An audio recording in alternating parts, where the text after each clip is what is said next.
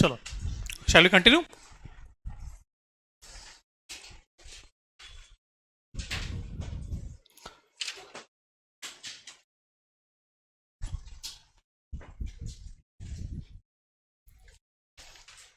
So let's go to question number 5. Question 5 करेंगे.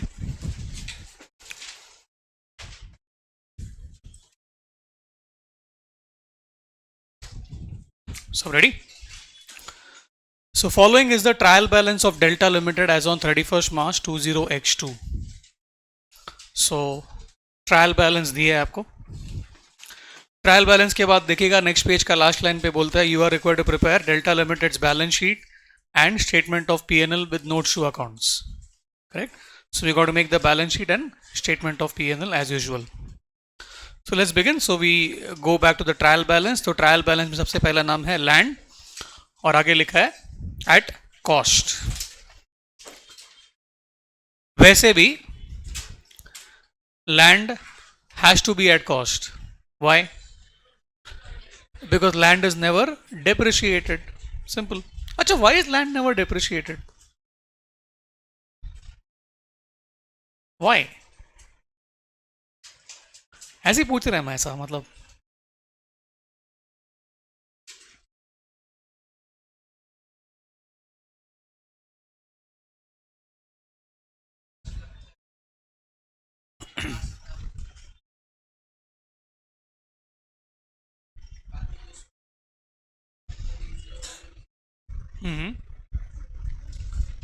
और कुछ?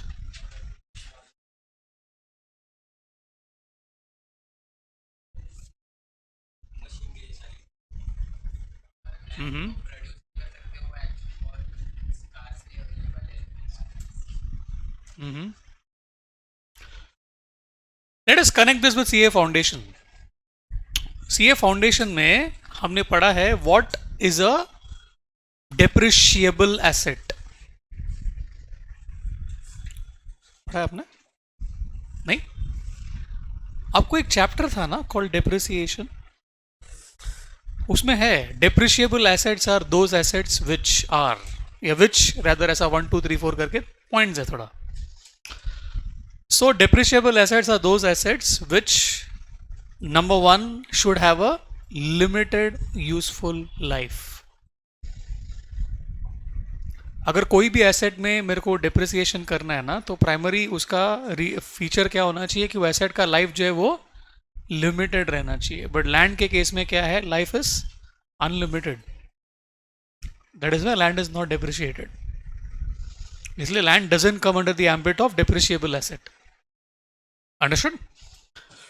सब कुछ डेफिनेशन से कनेक्ट करो जो आपने पढ़ा है, उसमें है सब कुछ. Whatever we have done in foundation is there. Calls in arrears. सो कॉल्स इन एरियर्स को क्या करना चाहिए? लेक्चर 1 में अपना बात हुआ है.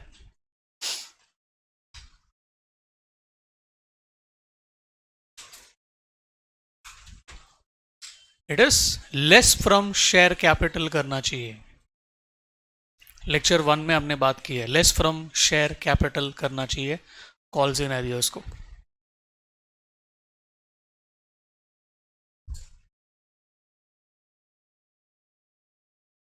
ओके. क्यों? तो ही पेड अप कैपिटल मिलेगा आपको. Cash in hand is cash and cash equivalence. Plant and machinery के आगे मैं देख रहा हूं लिखा है एट कॉस्ट. सो क्या रहना चाहिए फिर? हाँ बोलो. उसका provision for depreciation trial balance का अंदर रहना चाहिए, वो भी क्रेडिट साइड पे रहना चाहिए. सो देखो है क्या है ना, मतलब वो जो बोल रहे हैं वो सच बोल रहे हैं. तो यहां पे हम लोग डब्बा बना सकते हैं वो 10 कॉलम वाला. करेक्ट. सो एक काम करो, सबसे पहले लैंड एट कॉस्ट पे चले जाओ और उसके बाजू में लिखो schedule column number 1. Gross block का ओपनिंग बैलेंस है वो लैंड के लिए. सेम चीज मशीनरी के लिए भी लिखना है. एट कॉस्ट जो है वो शेड्यूल कॉलम नंबर 1 है, ग्रॉस ब्लॉक ओपनिंग बैलेंस. और जो क्रेडिट साइड पे आपने प्रोविजन फॉर डेप्री करके देखा वो एक्यूमुलेटेड डेप्री का ओपनिंग बैलेंस है which is schedule column number 5. Opening, addition, deduction, closing, वापस ओपनिंग आता है, तो ये वो वाला ओपनिंग है, 5 number column. Okay. Then trial balance में अगला नाम है डेबिट साइड पे trade receivables. That will obviously come in trade receivables only. Debtors को ट्रेड रिसीवेबल बोलते हैं. इन्वेंट्रीज करके दिया है और ब्रैकेट में डेट देके पता चल रहा है कि ये क्या है, क्लोजिंग स्टॉक है, तो डायरेक्ट बैलेंस शीट में चला जाएगा इन्वेंट्रीज, एक ही इफेक्ट आएगा उसका. और अगर क्लोजिंग स्टॉक ट्रायल बैलेंस के अंदर दिया है तो लास्ट क्लास में मैंने लिखवाया है क्वेश्चन नंबर 1 के ऊपर कि if closing stock is inside the trial balance then we will find कि या तो एडजस्टेड परचेजेस, या तो कॉस्ट ऑफ गुड्स सोल्ड, या तो जीपी, ऐसा कुछ तो भी आपके ट्रायल बैलेंस के अंदर मिलना चाहिए.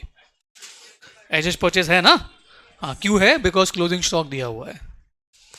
So what is adjusted purchases? It is basically opening stock plus purchases minus closing stock करके दिया हुआ नंबर है वो. ओके. सो एडजस्टेड परचेज को हम लोग पीएनएल में purchase of stock in trade में लिखेंगे. And I think last class में आप लोग के पास शीट्स था, तो शीट में आपने वो लिखा रहेगा जो मैंने अभी बोला, तो वो शीट से सब कॉपी कर लो इसमें, ये बुक में. ओके. वो अभी कर लो, बाद में फिर रह जाएगा आपका. ओके. उसके बाद बीच में कैश एट बैंक है, वो कैश एंड कैश इक्विवेलेंट में आना चाहिए. फिर फैक्ट्री, एडमिन, सेलिंग, ये सब तुम्हारा अदर एक्सपेंसेस के आइटम्स है. डिबेंचर इंटरेस्ट आपका फाइनेंस कॉस्ट का हिस्सा है.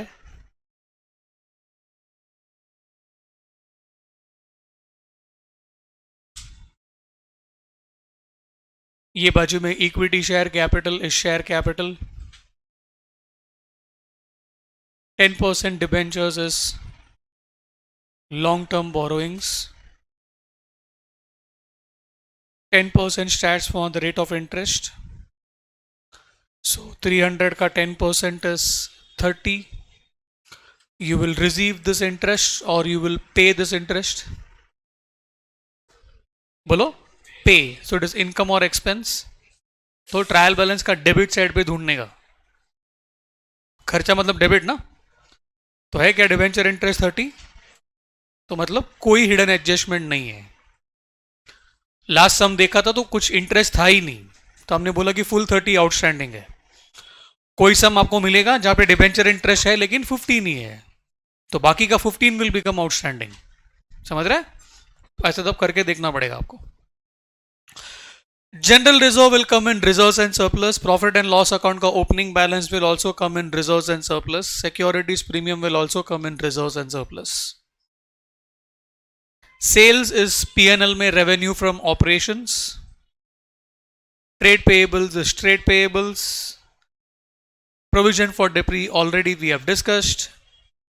सस्पेंस अकाउंट ट्रायल बैलेंस का अंदर है, तो जरूर इसके बारे में एग्जामिनर भौ करेगा कि वो क्या है, क्यों आया, टैली नहीं हुआ इसलिए आया कि कुछ अकाउंटेंट ने कांड कर दिया. उसके बारे में देखो, एडजस्टमेंट में कुछ बोला है क्या? बोला है? यस. एडजस्टमेंट नंबर 4 में दिखाई दे रहा है. हाँ, जरा पढ़ो क्या लिखा है इंग्लिश में. Suspense account represents ₹10,000 cash received from sale of some machinery on 1st April 20x1. 1st April 20x1 का मतलब बिगिनिंग ऑफ द ईयर. साल के स्टार्टिंग में कोई तो भी मशीनरी बेचा और वो बेच के 10,000 रुपया मिला और उसको अकाउंटेंट ने सस्पेंस अकाउंट के नाम से लिख के रखा है. मतलब हीरो अकाउंटेंट ने क्या जर्नल एंट्री किया है? What journal entry he did? हाँ बोलो. हाँ, बैंक टू सस्पेंस ऐसा एंट्री कर दिया है, जबकि क्या एंट्री करना चाहिए था? बैंक टू मशीनरी ऐसा करना चाहिए था. समझ रहे? उसने बैंक टू सस्पेंस करके रखा है. बाद में आगे लिखा है the cost of the machinery was 24,000 and the accumulated depreciation thereon being 20,000. Cost 24 है, एक्यूमुलेटेड डेप्री इज 20, इसका मतलब उसका WDV इज 4, एग्रीड, और उसका सेलिंग प्राइस इज 10। WDV 4000 है और उसको 10,000 में बेचा तो क्या होएगा, 6000 का प्रॉफिट। अब मुझे बताओ कि ये प्रॉफिट वगैरह का जर्नल एंट्री हुआ है कि नहीं हुआ है, ये मेरे को जानने का आपसे। इंडिया वांट्स टू नो कि ये 6000 का प्रॉफिट का जर्नल एंट्री सब हुआ है कि नहीं हुआ है। नहीं हुआ है, सबूत।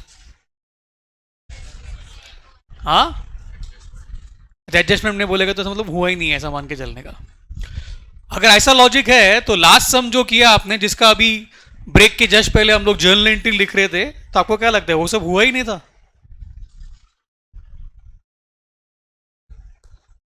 हाँ हाँ, नहीं नहीं, बट वो फोर फीचर का एंट्री, कॉल मांगने का एंट्री, वो सब हुआ था कि नहीं हुआ था? हाँ बोलो, वो सब तो हुआ था। तो ऐसा मत समझो कि एडजस्टमेंट में कुछ भी आया मतलब वो रिकॉर्ड ही नहीं हुआ है, ऐसा नहीं है। Correct. I want proof, record हुआ है कि नहीं हुआ है, उसका प्रूफ मिल सकता है क्या हम आस्किंग?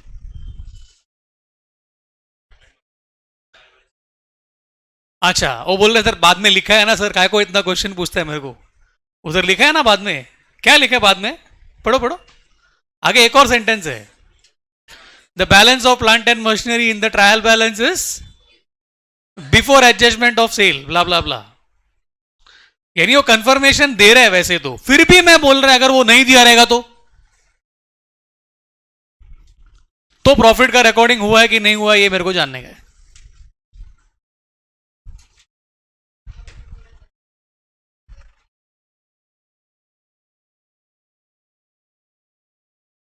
नहीं, सस्पेंस अकाउंट तो आना ही नहीं चाहिए था, तो उसका मतलब वो बैलेंस ही रॉन्ग है। बैंक टू सस्पेंस कर दिया उसने, जबकि करना चाहिए था बैंक टू मशीनरी। उसको ठीक करने के लिए हम लोग कर देगा सस्पेंस टू मशीनरी, और सस्पेंस अकाउंट को उड़ा देंगे हम लोग। सस्पेंस अकाउंट का कोई लेना देना ही नहीं है। अगर 6000 का प्रॉफिट अगर रिकॉर्ड हुआ रहेगा ना, तो ट्रायल बैलेंस में आपको profit on sale of machinery ऐसा नाम खड़ा दिखना चाहिए, जो कि दिखता ही नहीं है। एंड एक और बात समझो, जिस अकाउंटेंट को बेसिक सेल का एंट्री आता नहीं है एसेट का, वो बैंक टू मशीनरी नहीं कर पा रहा है, उसने खाक प्रॉफिट का एंट्री किया रहेगा। वो खाली पैसा लेके छोड़ दिया, वो भी उसका भी गलत एंट्री करके छोड़ दिया उसने। अंडरस्टूड? तो ये पूरा अपने को एडजस्टमेंट करना पड़ेगा। और कैसा करेंगे, फर्स्ट सम में हमने ऑलरेडी ये सब कर दिया है। एक वर्किंग नोट बनेगा डिटेल्स ऑफ मशीनरी सोल्ड करके, और फिर हम लोग उधर से ये सब लेके आएगा। तो वहां पे लिख दो वर्किंग्स, ऐसा इतना लिख के छोड़ दो, रेफर वर्किंग्स। ओके, तो एक वर्किंग नोट बनाने वाला हूं मैं, और वो वर्किंग नोट से हम लोग करेंगे उसको डील।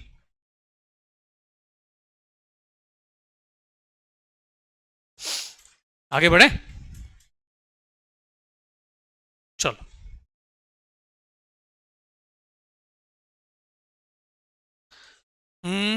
किधर हूं मैं? मेंसा में हूं, सॉरी। ओके, सो सस्पेंस अकाउंट के बारे में पढ़ लिया हमने। अभी एडजस्टमेंट नंबर 1 देखते हैं। Authorise share capital of the company is 80,000 shares of 10 each. What is that? It is an information. Authorise capital का कुछ जर्नल एंट्री नहीं होता है, इसका परमिशन गवर्नमेंट से मिला है आपको, वो है ये। The company revalued the land at rupees 9,60,000, sorry 9,60,000। तो रिवैल्यू कर दिया है कि करने का है? कर दिया है। हाँ बोलो। वैसा इंग्लिश पढ़ेगा उधर तो पढ़ के तो लगता है कि कर दिया है। इंग्लिश आता है? उधर क्या लिखा है? लँड वॉज हाँ रिव्हॅल्यूड, मतलब ते झालं, ऐसा बोल रहे हो, झालं रिव्हॅल्यूड। अरे असं केलं असतं तर मग ट्रायल बॅलन्स मध्ये लँडचा व्हॅल्यू हा दिसलं पाहिजे 960, कुठे आहे? नाही ना, मग नाही केलं त्यांनी, फक्त बोलतोय मी केलं म्हणून, नाही केलं, आपल्याला करायचं. अंडरस्टूड? हाँ, अभी जर्नल एंट्री बोलो, लैंड का रीवैल्यू करने का है, 960 पे लाना है, जर्नल एंट्री क्या करेगा? सर जर्नल एंट्री क्यों पूछते हैं? अबे एडजस्टमेंट का दो इफेक्ट करते हैं ना तुम लोग, तो दो इफेक्ट क्या है? वो जर्नल एंट्री को ही प्लस माइनस के फॉर्मेट में करते हैं हम लोग। जर्नल एंट्री में एक डेबिट और एक क्रेडिट रहता है ना। हाँ, अभी फाइनल अकाउंट्स में आ गया तो मैं कहां से जर्नल के पास जाएगा? तो जर्नल एंट्री का इंपैक्ट को हम लोग प्लस माइनस में एडजस्ट कर देते हैं। हाँ, मेरे को जर्नल एंट्री चाहिए, लेकिन it is land debit to revaluation reserve. कभी भी याद रखो, एसेट का वैल्यू बढ़ाना है डेबिट करो, एसेट का वैल्यू घटाना है क्रेडिट करो, ये सब सिद्धांत याद रखो। Okay, so you want to increase the value of land, so it is land debit to revaluation reserve. So one effect is add to land. तो ऐड टू लैंड कैसा करेगा?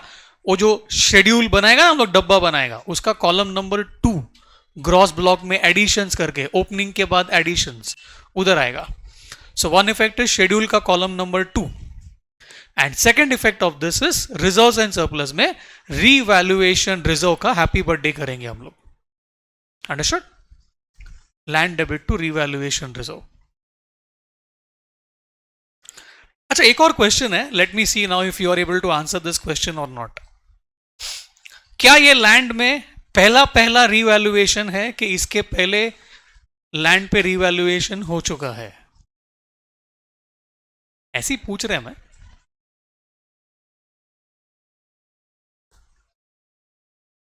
सर क्यों इतना सवाल पूछते हैं यार? छोड़ो ना, आप पढ़ाओ ना, टैली करके जाओ ना इधर से, क्या कुछ भी पूछते रहते हैं ऐसा।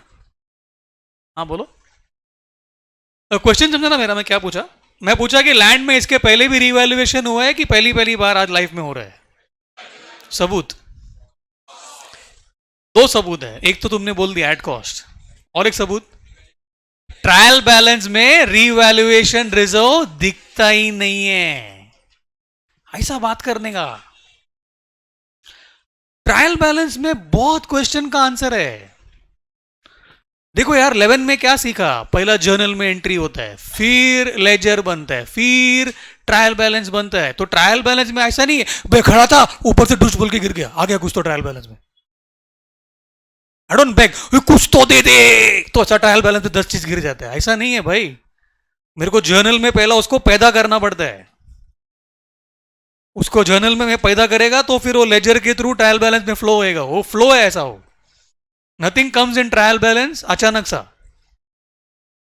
So if you have done any revaluation, you would have done some journal entry for it, and if you would have done some journal entry for it, trial balance mein you will get to see revaluation reserve, which we are not seeing, so we can say nahi hua hai, correct?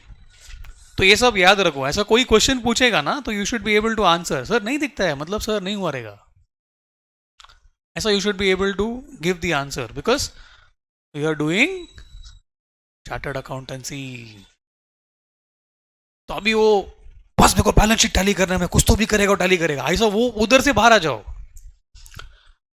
Concept के पीछे भागो। Balance sheet tally अपने आप होएगा, it has to tally. सो अपना life का मकसद is not balance sheet टैलिंग। Don't think balance sheet tally करना है बस मैं 7वें आसमान पे पहुंच जाएगा मैं, ऐसा नहीं है। तुम कॉन्सेप्ट को स्ट्रॉन्ग करेगा ना तो उसका by product is balance sheet tally होना। It's a by product, it is not the product, correct? So don't think दो बाजू मैच होना ही चाहिए, वो होएगा अपने आप होएगा। तू बाकी चीज बरोबर करेगा तो वो अपने आप होएगा, तो उस पर ध्यान दो आप। So focus on building your accounts better, वो ज़्यादा अच्छा होगा। As I told you, once you go to corporate, then all these things will be tested, especially if you go to audit or you're into some accounts job जहाँ पर you have to interpret a lot of things। जैसा काम मैं करता हूँ अभी, तो मैं accounting field में हूँ अभी, so we have to interpret a lot of things। So looking at the P&L, looking at the balance sheet, looking at the trial balance, we have to interpret कि भाई ये क्या हो गया, कैसे हो गया, ढूंढना पड़ता है। So unless you have an understanding of thing, कैसे ढूंढेगा कैसा, करेक्ट? तो आपको ये सब समझ बिल्ड करना पड़ेगा आपको, बिकॉज ये सब आगे जाके होएगा आपके साथ भी। किस काम तो करेगा ना किधर, थोड़ी अपन घर पे बैठेगा। सबको बढ़ना है ना लाइफ में, अपने को बड़ा आदमी बनना है। सो काम तो करना पड़ेगा, correct. So you will be tested with all these things. So इसके लिए ये सब बिल्ड करो, बहुत काम आएगा आपको. Okay, next adjustment number 3.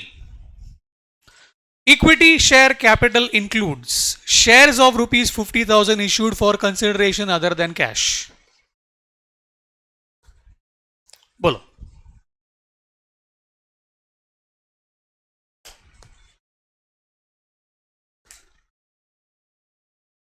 Meaning चाहिए, मीनिंग. क्या किया?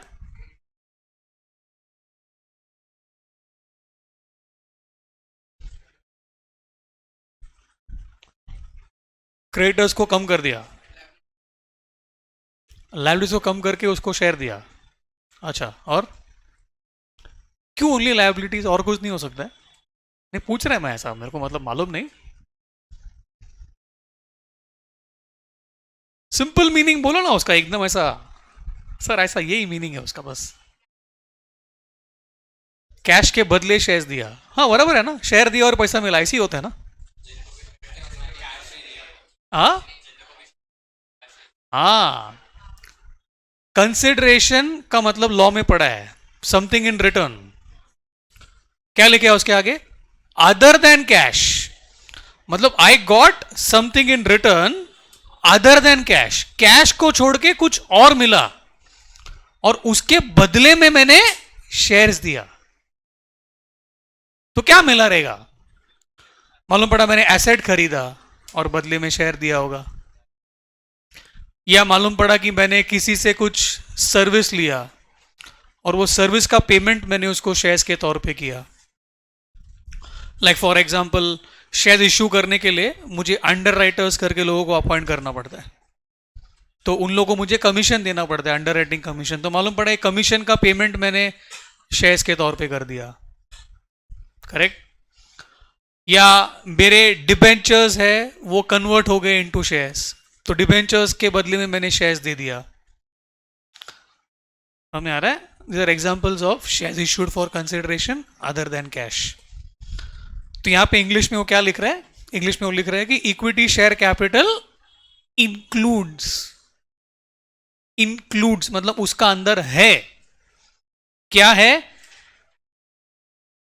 50,000 शेयर्स, रुपीज 50,000. हाँ, rupees 50,000. It is not quantity.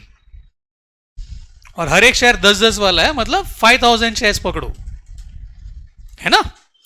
तो 5,000 शेयर्स ऐसा है जो आपने इश्यू किया है और बदले में क्या नहीं मिला है? पैसा नहीं मिल रहा है. तो ये पहली बात. तो ये घटना हो गया कि नहीं हो गया, पहला ये बताओ. इसका जर्नल एंट्री पास हुआ है कि नहीं हुआ है? हाँ बोलो. वो खुद ही बोल रहे हैं ना, इंक्लूड्स, मतलब उसने वो सब कर दिया है. तो हमको क्या करना है? हमको कुछ भी जर्नल एंट्री नहीं करना है, खाली इंफॉर्मेशन है. लेकिन ये क्यों बता रहा है? सुनो. कंपनीज एक्ट में ऐसा रिक्वायरमेंट है कि जब भी एक joint stock company shares issue करता है और बदले में पैसा नहीं मिलता है, तो जिस साल में इश्यू किया ना, उस साल से आने वाले 7 इयर्स तक उनको शेयर कैपिटल का नोट में ये बताना पड़ेगा कि इसके अंदर है ना वो वाले शेयर्स भी हैं जिसका पैसा नहीं आया है, पैसे के बदले में कुछ और मिला है. ऐसा 7 इयर्स तक बताने का. इसके लिए ये इंफॉर्मेशन है, लेकिन ये इंफॉर्मेशन को मैं शेयर कैपिटल का नोट में यूज करूंगा, करेक्ट. वो कैसे यूज करूंगा बताऊंगा मैं आपको. ओके, तो वहां पे लिख दो information to be shown in share capital वाला नोट, ऐसा लिख के रखो. Info to be shown in share capital वाला नोट.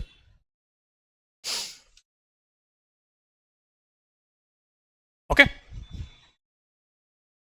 चलो नेक्स्ट. 4 नंबर तो हमने डिसाइड किया, वर्किंग्स बनाने वाले हैं तो वहां से करेंगे उसको. डेप्री करना है प्लांट एंड मशीनरी पे ऑन कॉस्ट. सो डेप्री करना है. सो एक इफेक्ट तो पीएनएल में आएगा, बिकॉज लेस फ्रॉम एसेट और पीएनएल तो बचपन से करते आए हैं, तो पीएनएल में तो करना है. Second effect, less from assets के लिए हम लोग क्या करेगा, वो शेड्यूल में जाएंगे और कॉलम नंबर 6 में लिखेंगे. कॉलम नंबर 6 क्या है? एक्यूमुलेटेड डेप्री का अंदर एडिशन है वो. So that is equivalent to less from assets. So one effect is schedule का column number 6, second effect is P N L. Balance at bank includes मतलब ऑलरेडी है, मतलब कुछ करना नहीं है अपने को. 5,000 with ABC Bank Limited, which is not a scheduled bank. RBI banks को, कोऑपरेटिव बैंक्स खास करके, उसको एक दर्जा देता है, that is called scheduled bank. It's a बहुत प्रेस्टिजियस दर्जा. तो अगर कोई भी बैंक शेड्यूल्ड बैंक है मतलब वो अच्छा बैंक है एक तरीके से, मतलब उसमें आपका पैसा कंपैरेटिवली सेफ है. इसलिए जो भी शेड्यूल्ड बैंक्स होते हैं ना, वो लोग, उनका जो बोर्ड रहता है ना, उधर बाहर ही लिखते हैं शेड्यूल्ड बैंक. जैसे कि अभी मुलुंड ईस्ट का वो फ्लाईओवर से उतरेगा तो लेफ्ट में वो भारत कोऑपरेटिव बैंक करके, भारत बैंक, वो ब्रैकेट में लिखा है शेड्यूल्ड बैंक. ऐसा वो लोग, ऐसा इज्जत, तो वो लोग इज्जत का बात रहता है. बाकी जो पीएसयू बैंक्स हैं वो तो बाय डिफॉल्ट शेड्यूल्ड ही रहता है, इसका प्रॉब्लम ही नहीं है. ये जो कोऑपरेटिव बैंक्स होते हैं ना, उधर ये बहुत इंपॉर्टेंट है. So if your money is in a bank which is not a scheduled bank, so it means you are putting your money in a comparatively riskier place. इसके लिए आपको वो हाईलाइट करके बताना पड़ेगा कि मेरा बैंक बैलेंस इतना रुपया तो है, लेकिन इसमें से है ना इतना रुपया एक ऐसा बैंक में है जो कि एक शेड्यूल्ड बैंक नहीं है, ऐसा बताना पड़ेगा. तो ये एक इंफॉर्मेशन है to be shown in cash and cash equivalents वाला note. Okay, information to be shown in cash and cash equivalents वाला नोट, वो नोट में वो आएगा. Information to be shown in cash and cash equivalents वाला note.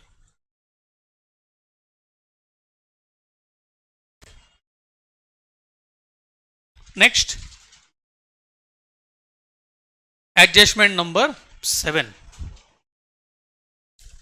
7 में वो बोलता है make provision for income tax at the rate of 30%.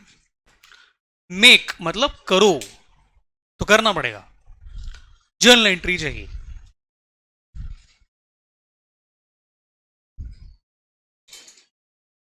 क्या यार, ये बार बार साला सवाल पूछते रहते. 2 इफेक्ट बोलना तो क्या खत्म करना है यार, लगता रहेगा ना ऐसा आपको. The journal entry is P&L account debit to provision for tax. Provision का मतलब क्या है, ये भी लास्ट क्लास में बात किया था मैंने.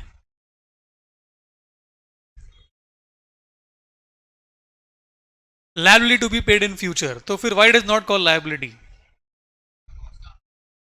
उसका अमाउंट इज नॉट सर्टन. समझ रहे हैं? Provision is also a liability, but एक ऐसा लायबिलिटी जिसका अमाउंट पक्का नहीं है. मालूम है मेरे को देना है, लेकिन साला एग्जैक्ट नंबर नहीं मालूम. एस्टिमेट कर सकते हैं, हाँ, I can do that. That is provision. Known liability, uncertain amount. So when he says provision करो का मतलब वो क्या बोलता है कि एक लायबिलिटी है, टैक्स भरना है गवर्नमेंट के लिए, उसका तैयारी करो. उसका तैयारी कैसा करेगा मैं, प्रॉफिट से अमाउंट को अलग करना पड़ेगा. तो प्रॉफिट से अमाउंट को अलग करना है मतलब क्या करना है, प्रॉफिट को बढ़ाना है कि कम करना है. तो लिखो ना P&L डेबिट, खत्म, डेबिट में लिख दो. P&L को डेबिट करेगा तो क्या होएगा, प्रॉफिट सीधा कम हो जाएगा. इसलिए P&L debit to provision for tax, इसका जर्नल एंट्री. कोई भी प्रोविजन करना है, प्रोविजन फॉर डॉटफुल डेट्स किया ना बचपन में, जिसको आरडीडी बोलते थे आप. आरडीडी गलत वर्ड है, उसका सही नाम है पीडीडी, याद रखना. सो क्यों मैं ऐसा बोल रहा है मालूम है, आरडीडी सुना है कि नहीं. हाँ, तो आरडीडी इज रॉन्ग. आरडीडी का सही नाम इज पीडीडी, बिकॉज प्रोविजन में और रिजर्व में बहुत फर्क है. जब भी मैं प्रोविजन ऐसा बोलता हूं ना, इसका मतलब समझ जाओ कि सामने कोई तो भी एक लायबिलिटी या तो एक खर्चा राह दिख रहा है. इसलिए हम लोग क्या वर्ड यूज करते हैं, प्रोविजन. रिजर्व करके मैं बोलता है तो रिजर्व मतलब सामने कोई भी लायबिलिटी या लॉस ऐसा कुछ भी नहीं रहता है। तो हम लोग जो रिजर्व और डाउटफुल डेट्स करके बोलता था ना, वो गलत है। वो अपना पूज्य महाराष्ट्र स्टेट बोर्ड का घोर पाप है। करेक्ट। यही आप अगर सीबीएसई बोर्ड में होते या आईएससी बोर्ड में होते तो आप लोग 11 से ही देखते कि वो लोग उसको पीडीडी करके ही बोलते हैं, जो कि सही है। ओके, सो एनी प्रोविजन, चाहे वो टैक्स के लिए हो या डाउटफुल डेट्स के लिए हो या डिस्काउंट फॉर डेटर्स हो, गुरु मंत्र एक ही है, पीएनएल डेबिट इज पक्का। So P N L debit to provision for tax is a journal entry. और फाइनल अकाउंट्स के एंगल से बात करेंगे तो एक इफेक्ट तुम्हारा पीएनएल का टैक्स एक्सपेंस में लिखना पड़ेगा, that is PNL debit. Second effect इसका एक्चुअली डिपेंड करता है एडवांस टैक्स का नंबर के ऊपर। याद है लेक्चर 1 में अपना बात हुआ था कि अपने को प्रोविजन फॉर टैक्स और एडवांस टैक्स को नेट करना पड़ता है। तो ट्रायल बैलेंस में देखो जाके कि एडवांस टैक्स करके हमें कोई नाम डेबिट में दिखा था क्या। डेबिट में देखने का, एडवांस टैक्स प्रीपेड जैसा है नहीं है ना, बच गया। यानी सिर्फ प्रोविजन फॉर टैक्स ही है, तो सीधा इसको लायबिलिटी में लिखना है शॉर्ट टर्म प्रोविजंस में। So one effect is P&L tax expense, second effect is short term provisions. Adjustment number 7. Trade receivables of rupees 50,000 are due for more than 6 months. Again, information. Trade receivable का मतलब क्या होता है? Debtor. Debtor मतलब कौन?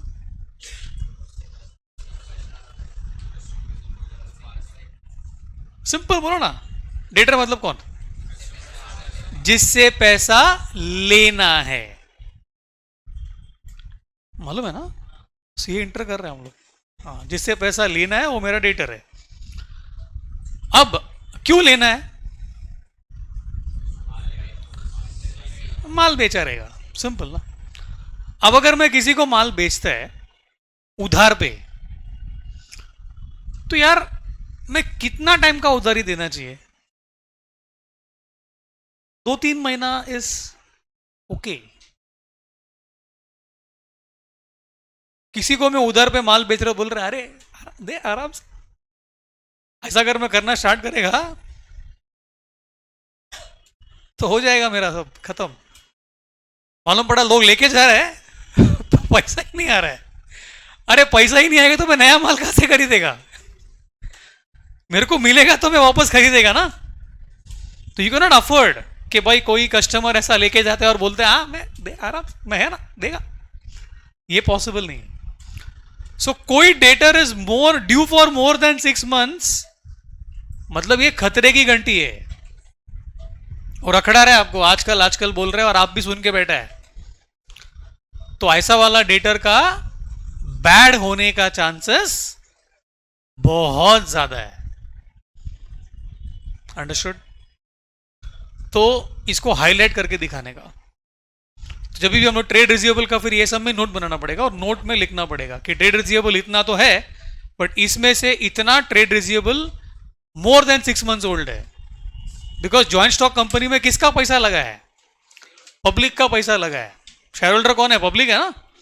So public का पैसा लगा है, तो पब्लिक को ये पता रहना चाहिए कि ऐसा भी कस्टमर लोग को पाल के रखा है इन लोग जिन लोग 6 महीने से पैसा नहीं दिए है। तो कंपनी का रिकवरी खराब है, वसूली भाई बरोबर नहीं है कंपनी का। तो ये कंपनी डूबने का चांस ज्यादा है। ऐसा तो रहेगा तो कि मालूम पड़ा ऐसा और लोग बढ़ते जा रहे हैं, पैसा ही नहीं आ रहा है, तो फिर क्या होएगा? कंपनी बंद ही करना पड़ेगा ना। अंडरस्टूड? तो लेट्स बिगिन, चलो। So again we will write the format of balance sheet and PNL. तो मैं क्या बोलता है, बैलेंस शीट का फॉर्मेट के लिए आप लोग जगह छोड़ दो, क्योंकि फॉर्मेट तो मालूम है ना आपको। लेकिन पीएनएल का फॉर्मेट बनाएंगे क्योंकि पीएनएल आपने को कैलकुलेट करना पड़ेगा, नेट प्रॉफिट वगैरह। सो जितना जगह लगता है बैलेंस शीट का फॉर्मेट के लिए उतना जगह छोड़ दीजिए। क्वेश्चन नंबर लिखना स्टार्टिंग में और जगह छोड़ दो बैलेंस शीट के लिए, और सिर्फ पीएनएल पे फोकस करते हैं हम लोग ताकि ये सम खत्म कर सके। This is question 5. Okay, here we go.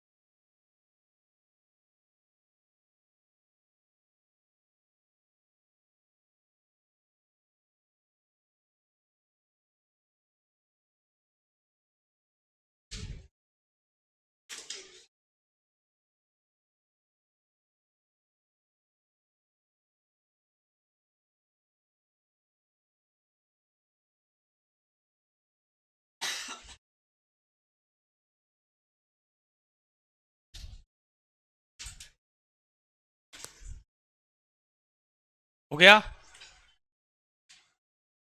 So profit before tax के बाद टैक्स एक्सपेंस लिखो, 2 लाइन छोड़ो, और 2 लाइन छोड़ने के बाद लिखो profit loss for the period. Okay,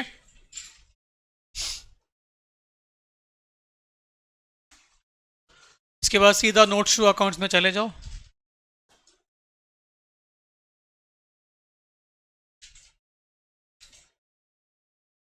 वो स्क्रीन ही नहीं दिखाया मैंने, इसलिए सब गुस्से में देख रहे हैं मेरे को। वो भी बोला क्या ये लोग सब ऐसा मनी मन में गाली दे रहे हैं मुझे, बोलने का ना।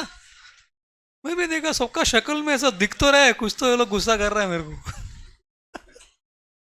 मैं भी बोला ये क्या है, मेरा ध्यान ही नहीं गया कि स्क्रीन चालू नहीं है करके।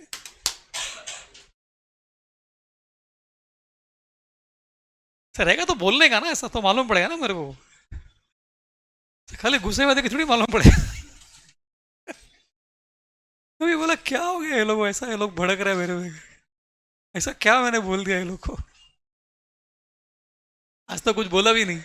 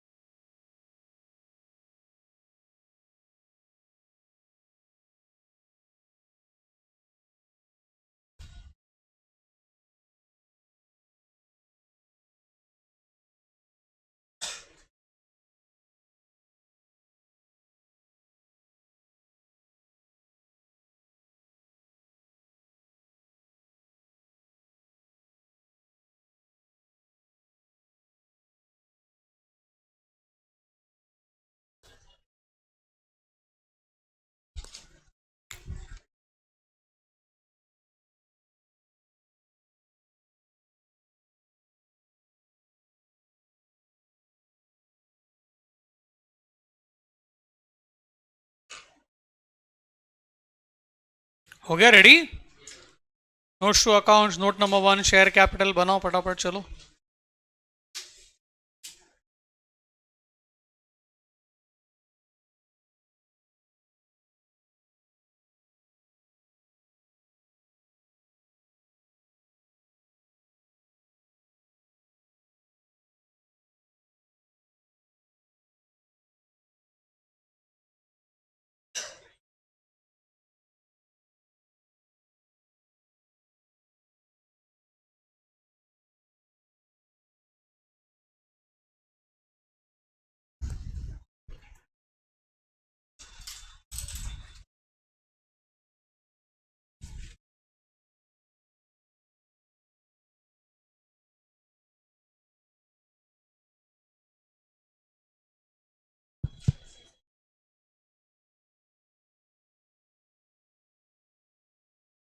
रेडी? सो शेयर कैपिटल में सबसे पहला आपको लिखना पड़ता है कि ऑथोराइज कैपिटल कितना है, और वो मेरे ख्याल से आपको एडजस्टमेंट नंबर 1 में दिया हुआ है।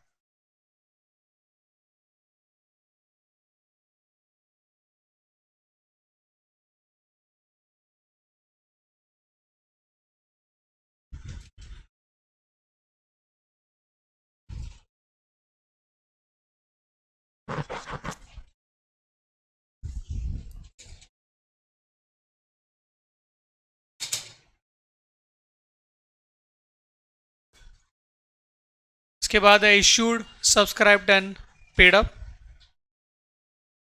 तो issued, subscribed and paid up में ट्रायल बैलेंस में दिया हुआ है वो लिखना पड़ेगा, लेकिन एरियर्स भी है, तो एरियर्स भी रहेगा तो क्या करने का, इधर फुल्ली कॉल्ड ऐसा लिखने का, और फिर लेस कॉल्स इन एरियर्स करने का। अगर एरियर्स नहीं होता तो डायरेक्टली फुल्ली पेड लिखते, but since we have calls in arrears, we will write fully called and then less calls in arrears.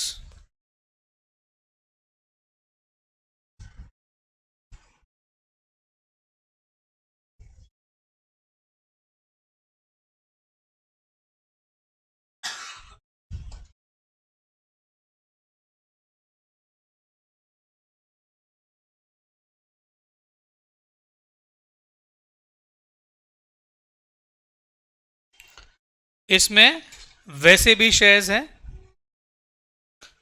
जो इश्यू तो हुए और पैसे नहीं आए ना, तो उसको ब्रैकेट में ऐसा लिखने का कि of the above 5,000 shares have been issued for consideration other than cash, ऐसा स्पेसिफाई करने का।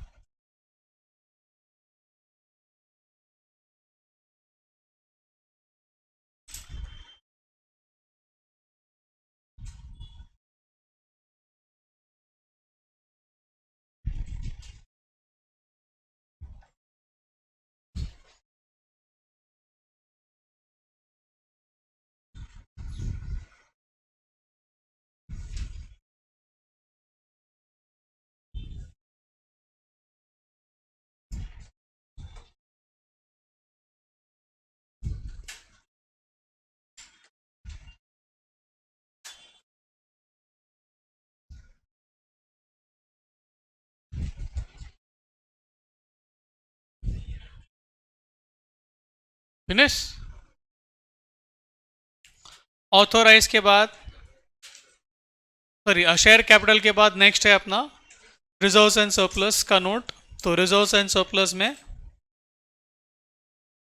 सबसे पहला हमको कोशिश करना है रेस्ट्रिक्टेड रिजर्व्स के बारे में लिखने का। सो चेक करो कि आपके पास कौन से रेस्ट्रिक्टेड वाले रिजर्व्स हैं।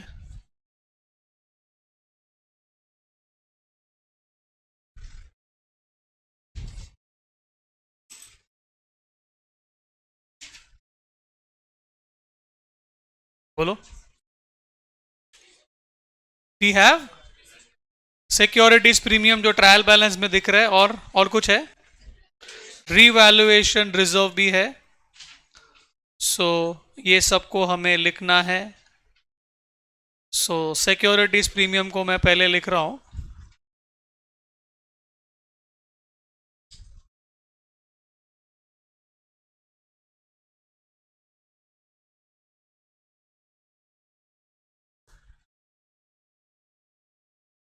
ये 20 नहीं है, ट्रायल बैलेंस में कितना है, 40 ही है ना। हाँ, सो सिक्योरिटीज प्रीमियम इज 40,000। फिर ये ज़ीरो भी नहीं है,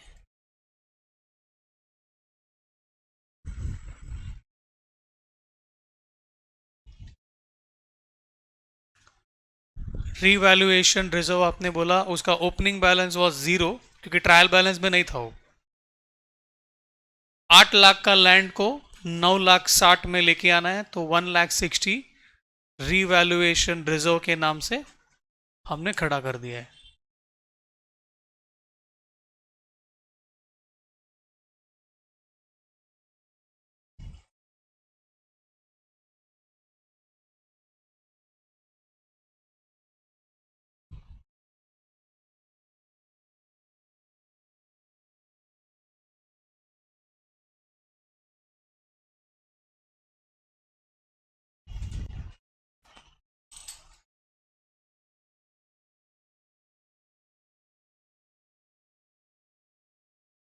उसके बाद आपका रेगुलर वाला रिजर्व्स आ जाएगा, तो जनरल रिजर्व लिख देते हैं जो ट्रायल बैलेंस के अंदर है।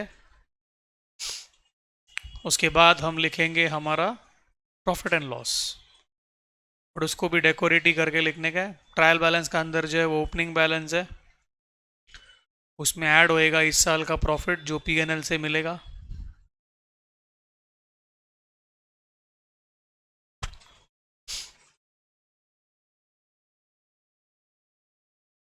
तो प्रॉफिट अवेलेबल फॉर अप्रोप्रिएशन मिलेगा अपने को। उसके बाद ये टोटल लिखेंगे बट करेंगे नहीं।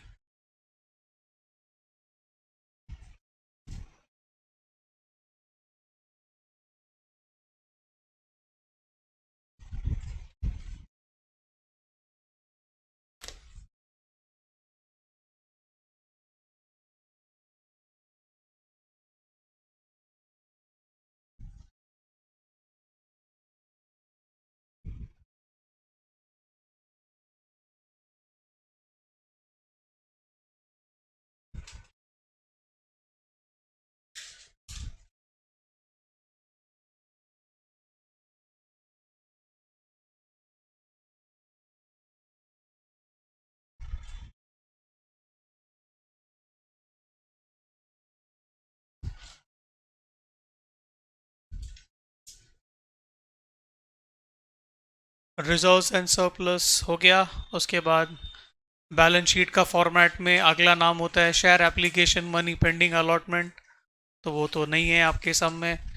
उसके बाद नॉन करंट लायबिलिटीज़ में long term borrowings, I think so वो है, डिबेंचर्स है अपने पास।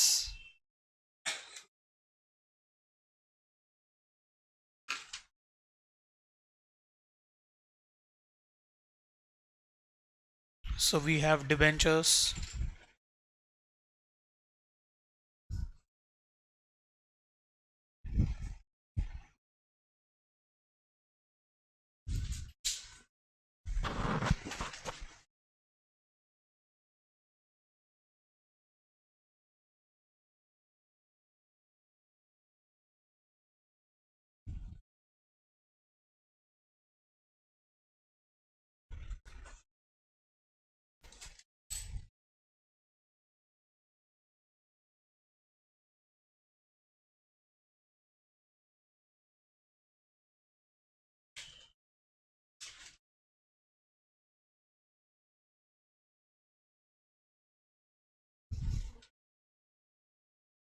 लॉन्ग टर्म बोरोइंग्स के बाद नेक्स्ट इस other non current liabilities, I think ऐसा कुछ दिखता तो नहीं है। फिर लॉन्ग टर्म प्रोविजंस भी कुछ दिखता नहीं है मेरे को।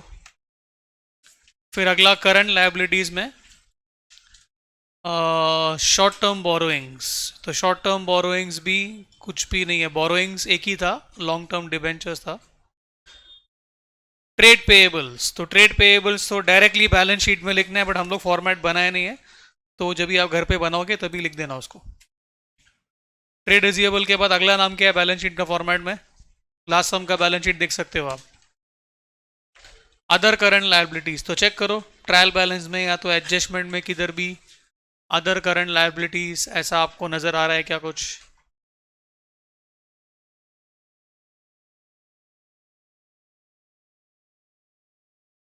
कुछ भी नहीं आ रहा है ना?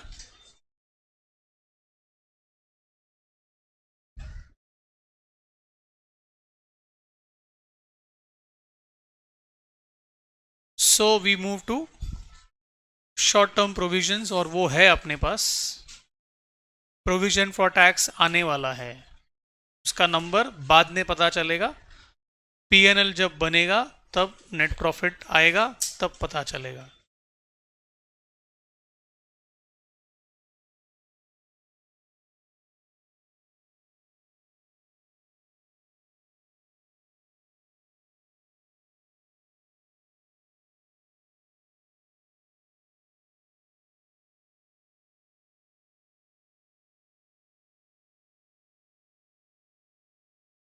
उसके बाद next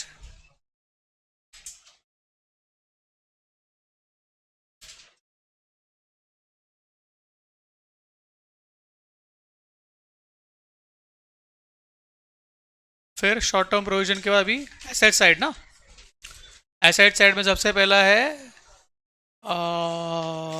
property plant and equipment, correct, उसका डब्बा बनने वाला है ये सब में, तो वो 5 नंबर में बनेगा, वो बाद में बनाएंगे। अगला नॉन करंट इन्वेस्टमेंट्स, तो चेक करो नॉन करंट इन्वेस्टमेंट्स है क्या आपके पास? नहीं है ना? नहीं है, ठीक है। Next long term loans and advances, वो भी नहीं है ना? वो भी नहीं है। फिर अदर नॉन करंट एसेट्स, वो भी मैं देख रहा हूँ कि ट्रायल बैलेंस में एडजस्टमेंट में किधर भी नहीं है। उसके बाद we go to the current asset section, current asset में सबसे पहला है current investments, sorry current investments, लेकिन है ही नहीं इन्वेस्टमेंट्स अपने पास। फिर क्या है? इन्वेंट्रीज, तो इन्वेंट्रीज है लेकिन डायरेक्टली बैलेंस शीट में लिख सकते हैं हम लोग उसको।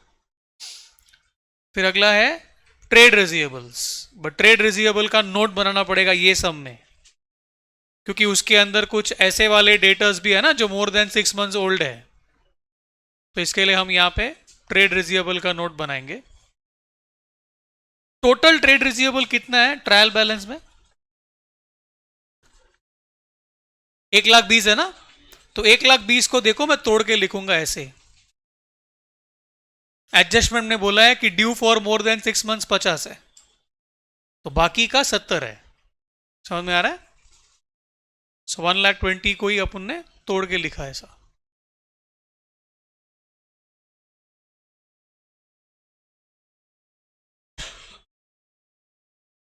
ये सब कंपनीज एक्ट में रिक्वायरमेंट है, इसके लिए हम लोग कर रहे हैं।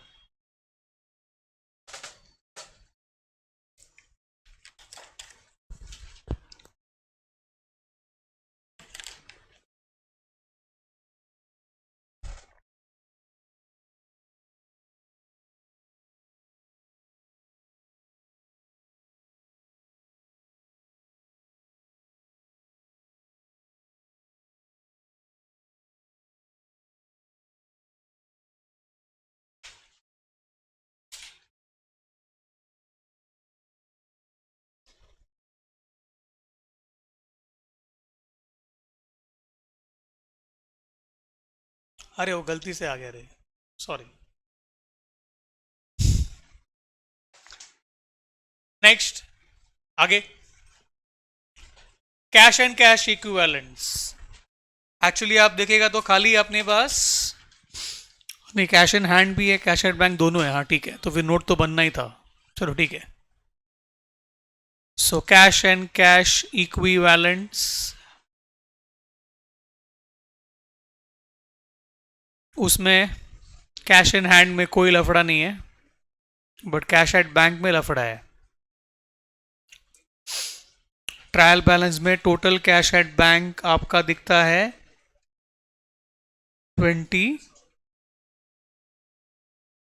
28 ना, बट इसमें से कुछ 5,000 रुपया कुछ ऐसा है जो शेड्यूल बैंक में नहीं है ना,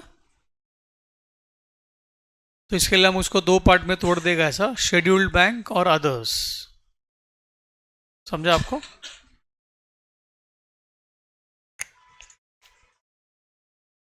या फिर आप और क्या कर सकते हो, कैश एट बैंक बोल के सीधा 28,000 लिख देने का और नीचे ब्रैकेट में लिखने का कि of the above 5,000 is in a bank which is not a scheduled bank.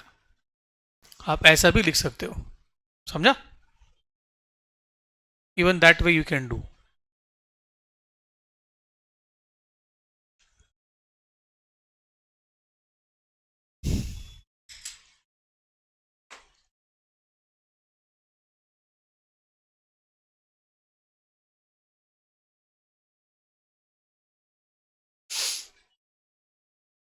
फिर कैश एंड कैश इक्विवेलेंट्स के बाद नेक्स्ट होता है short term loans and advances. So I don't think उधर कोई भी है आपका। उसके बाद next is other current assets, उधर भी कोई दिखता नहीं है मेरे को। उसके बाद we go to the PNL का फॉर्मेट। उसमें सबसे पहला नाम है रेवेन्यू फ्रॉम ऑपरेशंस, जिसमें है सेल्स, तो हम लोग डायरेक्ट उसको पीएनएल में जाके लिख देते हैं। We not need to make a working note for it, notes to account. सीधा इधर सेल्स का नंबर लिख दो, बिकॉज रेवेन्यू फ्रॉम ऑपरेशंस मतलब सेल्स ही होता है।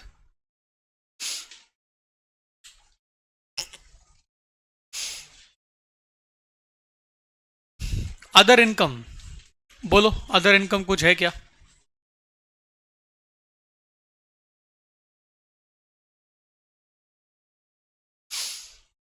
कोई अदर इनकम आपको लग रहा है आपके पास? हाँ, कुछ सुना मैंने। हाँ, कुछ मशीनरी बेचा आपने, 6,000 का प्रॉफिट हुआ है ना आपको। हाँ, फिर लिखना पड़ेगा वो, तो वो आपका अगला नोट है।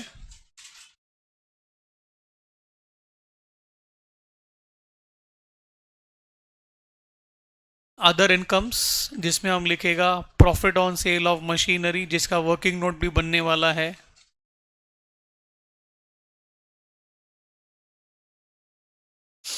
एग्जामिनर को प्रूफ देना पड़ेगा कि 6,000 कैसे मिला था हमको।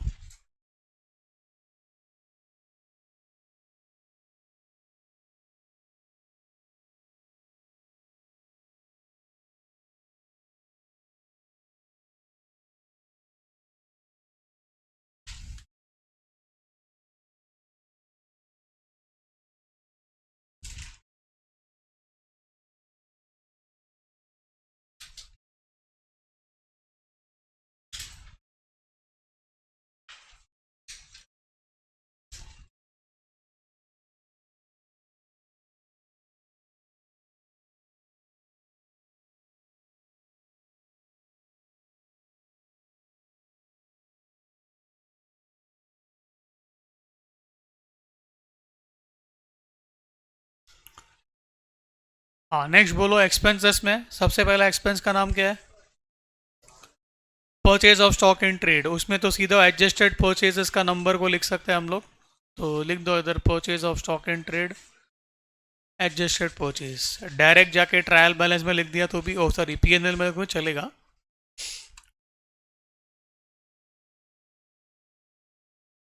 ये नोट नहीं बना के सीधा पीएनएल में लिख दिया आपने तो भी चलेगा।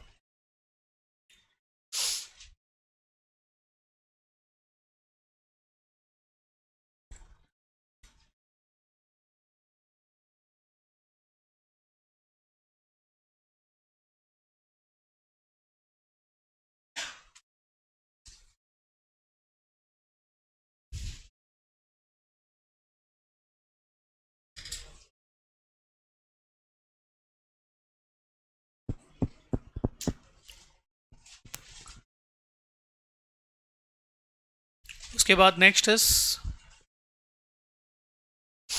Employ benefit expenses. है क्या कुछ? नहीं है। नेक्स्ट, फाइनेंस कॉस्ट है क्या? है ना, डिबेंचर इंटरेस्ट।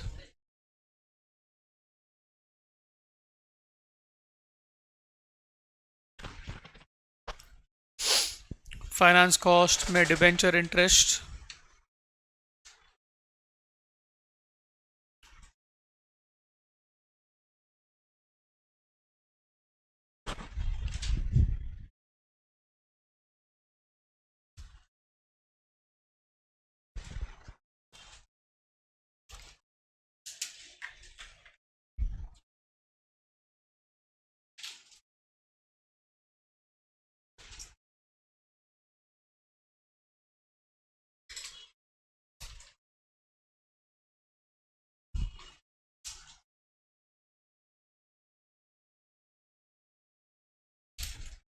फिर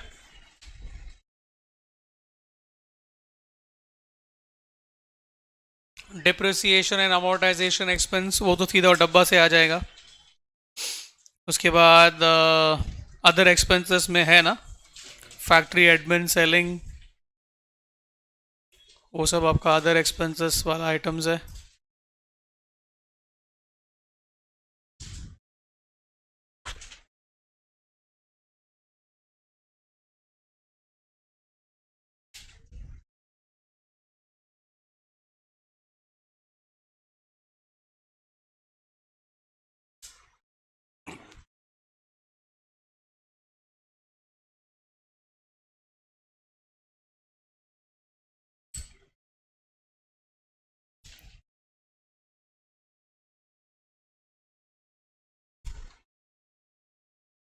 नहीं ना, उसका journal entry land to revaluation reserve ना, तो उसको रिजर्व एंड सरप्लस में हम लोग खड़ा रखने वाला है, पीएनएल में नहीं दिखा रहा उसको।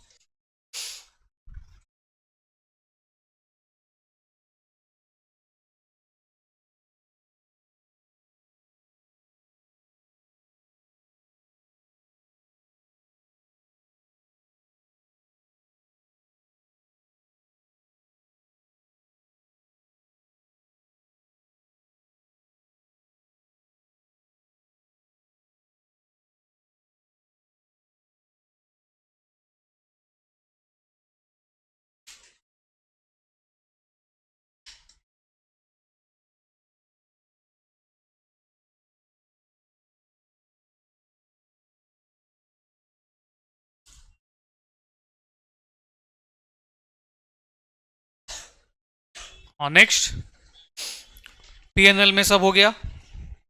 अब एक बार फटाफट ट्रायल बैलेंस देखो और चेक करो कि हर एक आइटम पोस्ट हो गया क्या। Just check if every item of the trial balance has been posted.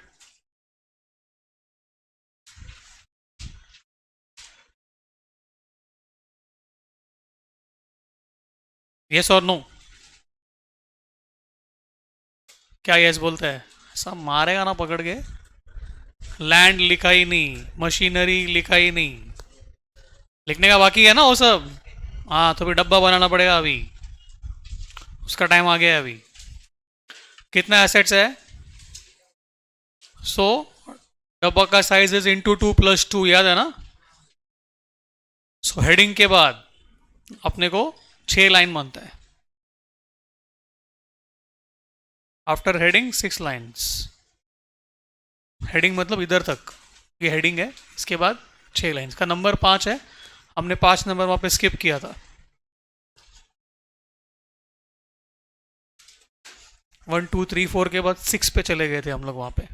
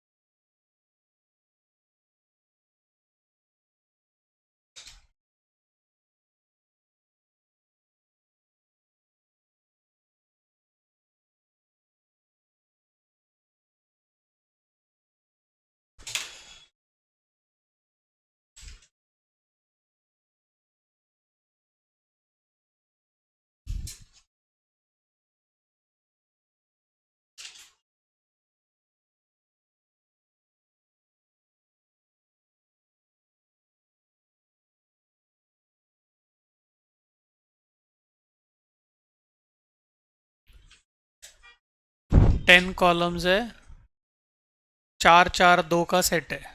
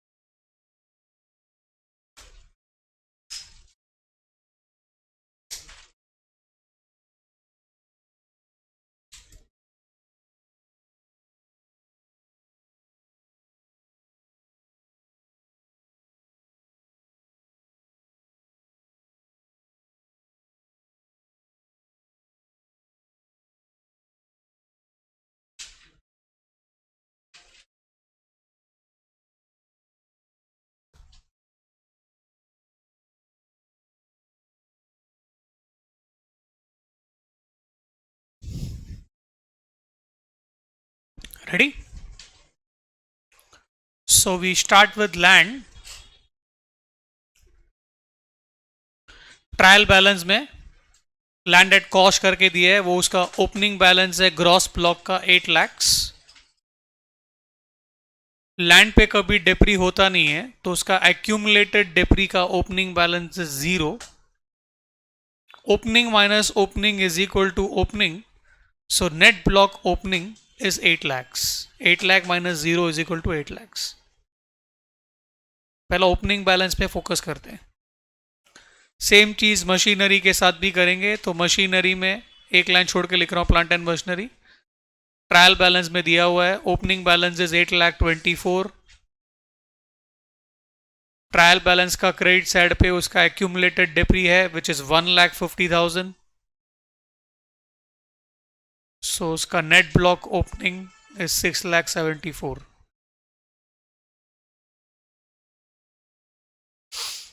अब जाके आपका ट्रायल बैलेंस का सब चीज का पोस्टिंग हुआ है। एडजस्टमेंट्स में फटाफट नजर मारते हैं, तो एडजस्टमेंट नंबर 1 अपना हो चुका है। एडजस्टमेंट नंबर 2 में लैंड का रीवैल्यूएशन बोला, उसका एक इफेक्ट हो गया है, एक इफेक्ट बाकी है, वो यहां पे आएगा एडिशंस में। समझ रहे हैं? लैंड के सामने एडिशंस में 1,60,000 आ गया। 160 का second effect reserves and surplus में लिख दिया हमने। एडजस्टमेंट 3 क्या है?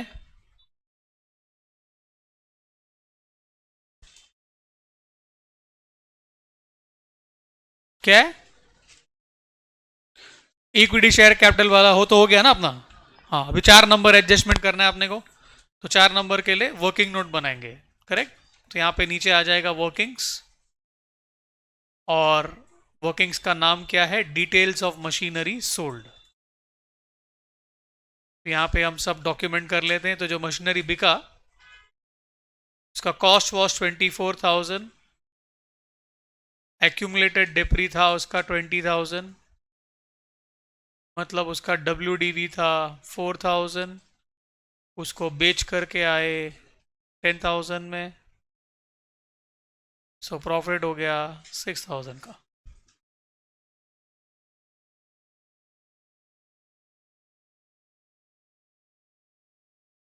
और डब्बा 6 लाइन का चाहिए था, 6 लाइन के बाद ये वर्किंग्स आप लिख सकते हो।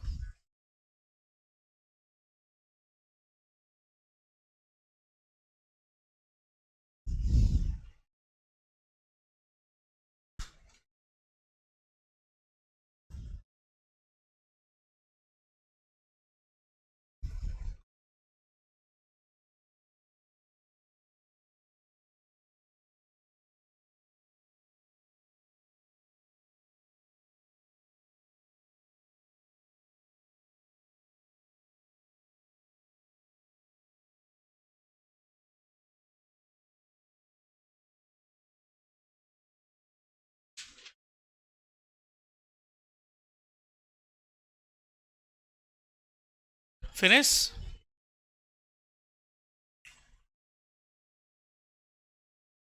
सो जब भी एसेट बिकता है तो हमें क्या करना है? उसका कॉस्ट को कॉस्ट में से माइनस करना है। तो माइनस करना है मतलब डिडक्शन वाला कॉलम पे लिखना है, which is schedule column number 3, deduction. Accumulated depre का भी डिडक्शन होएगा, मतलब कॉलम नंबर 7 में आएगा ये। और 6,000 का जो प्रॉफिट है वो अदर इनकम्स में आएगा। सो हमारा अदर इनकम का कार्यक्रम ऑलरेडी हो चुका है।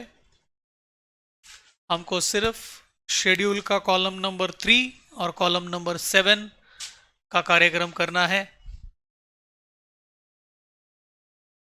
तो मैं जा रहा हूं ऊपर शेड्यूल में,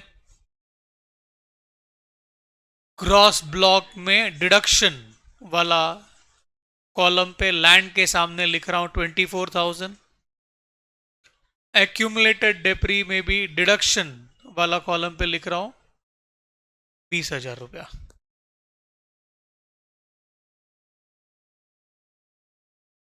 एग्रीड? चलो नेक्स्ट, एडजस्टमेंट नंबर 4 तो हो गया। 5 में क्या है? डेप्री करने को बोल रहा है, प्लांट एंड मशीनरी पे कॉस्ट पे करने को बोल रहा है। तो उसके लिए हमको क्या करना पड़ेगा? प्लांट एंड मशीनरी का कॉस्ट मतलब ग्रॉस ब्लॉक पे ध्यान देना पड़ेगा। ग्रॉस ब्लॉक का ओपनिंग बैलेंस इज 8,24,000, एडिशन तो है नहीं, डिडक्शन है। डिडक्शन क्या डेट को हुआ है ये बोल सकते हैं क्या आप? कब हुआ ये डिडक्शन? 1 अप्रैल, मतलब स्टार्टिंग ऑफ द ईयर में ही हो गया ना। मतलब साल भर सिर्फ 8 लाख का मशीनरी ही था, तो 8 लाख पे 10% कैलकुलेट करना है, विच इज 80,000। वो यहां पे ये एक्यूमुलेटेड डेप्री का एडिशंस में आएगा। समझ रहा है? सो 8.24 लाख में से 24K माइनस किया हमने, और 24K माइनस करने के बाद जो अमाउंट आया उस पे 10% डेप्री किया, बिकॉज क्वेश्चन में कॉस्ट पे करने को बोला है।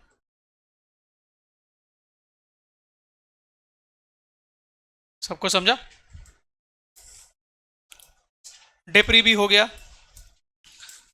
इसके बाद मेरे ख्याल से एडजस्टमेंट 6 तो इंफॉर्मेशन था, 7 बाकी है, बट 7 के नेट प्रॉफिट निकालना पड़ेगा, वो करते हैं। और 8 भी अपना हो गया है। एग्रीड? चलो अभी एक काम करते हैं, डब्बा को बंद कर देते हैं। चलो, तो ये डब्बा के साथ स्टार्ट करते हैं। लैंड, उसका opening balance is 8 lakh, addition is 1,60,000, reduction is 0, closing is 9,60,000। Agreed? Accumulated depre में लैंड के केस में सब कुछ 0, बिकॉज लैंड पे कभी डेप्री होता ही नहीं है। फिर closing minus closing is equal to closing, तो 9,60,000 minus 0 is 9,60,000. Closing minus closing is equal to closing. Correct. अभी मशीनरी का केस में करते हैं. ऑलरेडी अपना ग्रॉस ब्लॉक वाला सेक्शन तो सॉर्टेड है. Opening is 824, addition 0, reduction 24, closing is 8 lakhs. Accumulated depre में ओपनिंग इज 1,50,000, एडिशन इज 80 क्योंकि इस साल आपने और डेप्री किया. सेल के कारण डेप्री कैंसिल भी हुआ, सो क्लोजिंग इज 2,10,000. अब closing minus closing is equal to closing, so 8 lakh minus 2,10,000 is 5,90,000.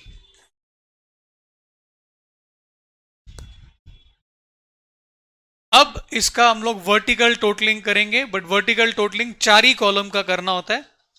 एक तो ये क्लोजिंग वाले जो भी कॉलम्स है उसको तो करना ही है, क्योंकि ये क्लोजिंग वाला कॉलम्स ही बैलेंस शीट में आएगा. ये तीनों बैलेंस शीट में आने वाला है जो आप लोग घर पे बनाओगे. These 3 things will come in the balance sheet. Closing closing closing, because balance sheet साल के एंड में बनता है. एक्यूमुलेटेड डेप्री का जो एडिशंस वाला कॉलम है इसको आपको ले जाना है P&L के अंदर. एक्यूमुलेटेड डेप्री का additions has to come in P&L. Addition का मतलब क्या है? इस साल में और ऐड हुआ डेप्रिसिएशन, मतलब इस साल में और डेप्री किए है आपने, वो इस साल का खर्चा है. समझा? तो ये P&L में लिखे जाएंगे हम लोग. सबका हो गया ये लिख के? तो गो टू योर P&L का फॉर्मेट. P&L का फॉर्मेट में एक नाम है, देखो, डेप्रिसिएशन एंड अमोर्टाइजेशन एक्सपेंस करके, उसके सामने नोट नंबर 5 लिख के सेकेंड वाला अमाउंट कॉलम पे 80,000 लिख देने का.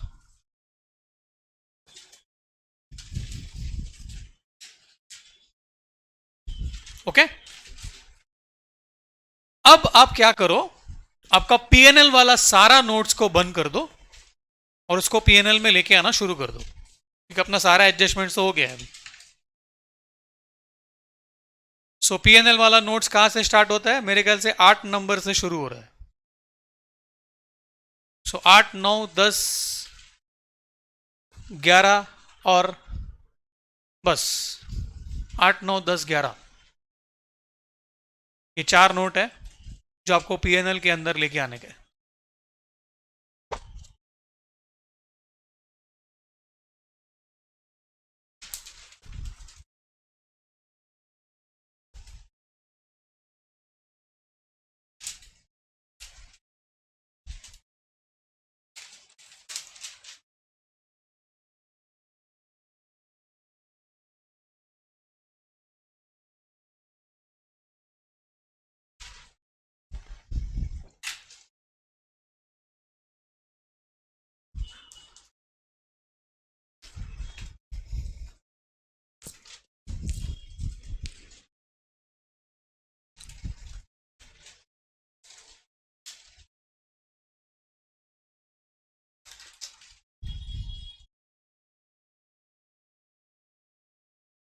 हो गया?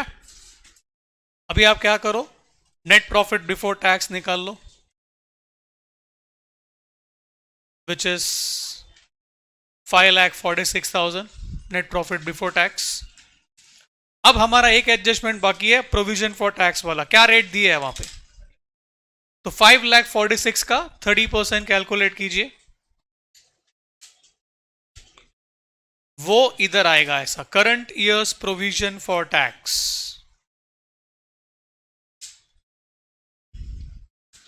Current years provision for tax 5,46,000 का 30%, which is 163,800.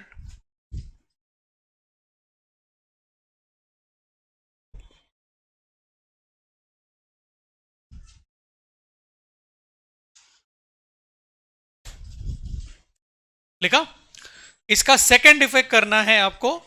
Short term provisions का एक नोट आपने बना के रखा है जो खाली पड़ा है, तो उसमें नंबर आना बाकी है, तो उधर जाके नंबर फिट करो 163,800। शॉर्ट टर्म प्रोविजंस का नोट में गया, प्रोविजन फॉर टैक्स का नंबर लिख दिया। समझा अभी कैसे आता है वो? Go back to your PNL. अभी हम लोग क्या करेगा, profit loss for the period निकाल लेंगे। Profit loss for the period is 382,200। और ये प्रॉफिट कैसे आया? टैक्स कटने के बाद आया ना, इसलिए मैं इसको एनपीएटी बोलता था हमेशा, आफ्टर टैक्स। करेक्ट। ये जो एनपीएटी है, इसको आपको क्या करना है, रिजर्व्स एंड सरप्लस का नोट में जो पीएनएल बैठा है उसमें ऐड एनपीएटी करेंगे अभी। Correct. So go to your reserves and surplus का नोट, पीएनएल में आप कर दोगे add NPAT for the year and profit available for appropriation के सामने सेकंड वाला कॉलम पे लिख देंगे 4,57,200।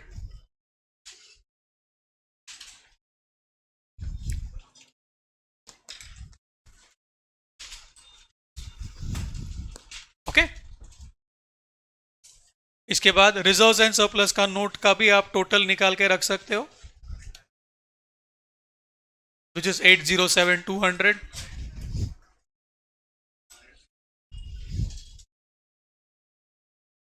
अब एक ही काम बाकी है, वो बैलेंस शीट टैली करने का है, तो वो आप घर पे बैलेंस शीट लिखो और टैली कर देना उसको। Alright, fine. चलो, thank you very much everyone. कल मिलेंगे वापस सुबह। बैठो बैठो, थैंक्स।